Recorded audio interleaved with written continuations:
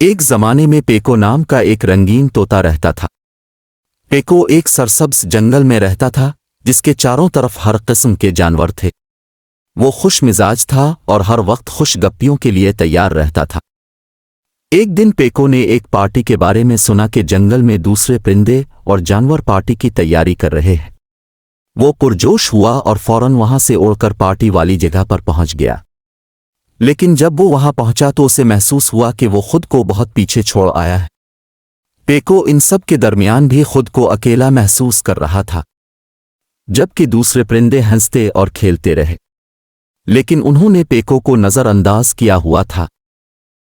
Phaco बहुत दुखी हुआ, लेकिन इस दुख में भी इसने हार न मानने का फैसला किया। फिर इसने ऐसे गाने गाना शुरू किए जो परिंदों और जानवरों ने पहले कभी नहीं सुने थे। इसकी आवाज ने सारे माहौल को अच्छा बना दिया और खूबसूरत आवाज में गाने ने सबको अपनी तरफ मुतवज्जे कर लिया। आहिस्ता आहिस्ता तमाम जानवर और परिंदे पेको को सुनने लगे। वो उसकी बनाई हुई खूबसूरत मौसीकी पर हैरान रह गए।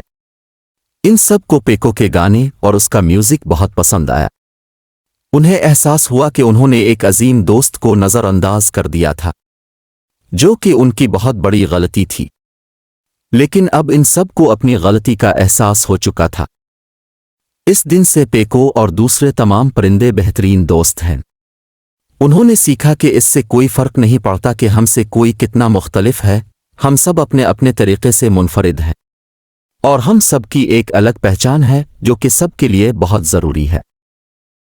और इस तरह पेको और उसके दोस्त खुशी से और मिलजुल कर रहते हैं, और ये जानते हुए कि दोस्ती ज़ाहिरी शक्ल से ज़्यादा अहम है। और उन्होंने मिलकर जश्न मनाया, इसलिए नहीं कि वो एक जैसे थे, बल्कि इसलिए कि उन्होंने एक दूसरे को इसलिए कबूल किया कि वो कौन है और कैसे हैं, और इसी को बेहतरीन दोस्ती कहते हैं।